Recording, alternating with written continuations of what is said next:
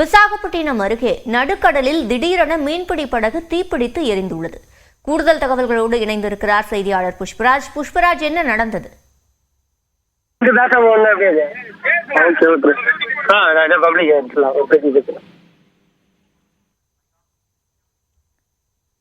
விசாகப்பட்டினம் அருகே நடுக்கடலில் திடீரென மீன்பிடி படகு தீப்பிடித்து எரிந்துள்ளது.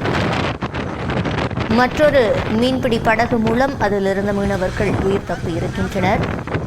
இன்ஜின் பகுதியில் ஏற்பட்ட கோளாறால் படகு தீப்பிடித்ததாக தகவல் வெளியாகியுள்ளது. தொடர்ந்து கூடுதல் விவரங்களை செய்தியாளர் புஷ்பராஜிடம் கேட்கலாம். புஷ்பராஜ், என்ன நடந்தது?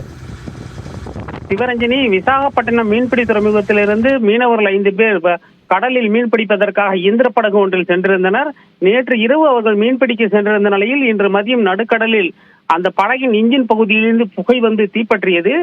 காற்றின் வேகத்திற்கு தீ வேகமாக பரவி படகு முழுவதும் கொழுந்துவிட்டு எரிய துவங்கியது. எனவே அந்த படகில் இருந்த மீனவர்கள் 5 பேரும் கடலில் குதித்து அந்த பகுதியில் மீன்பிடித்துக் கொண்டிருந்த மற்றொரு படகு மூலம் உயிர் தப்பினர்.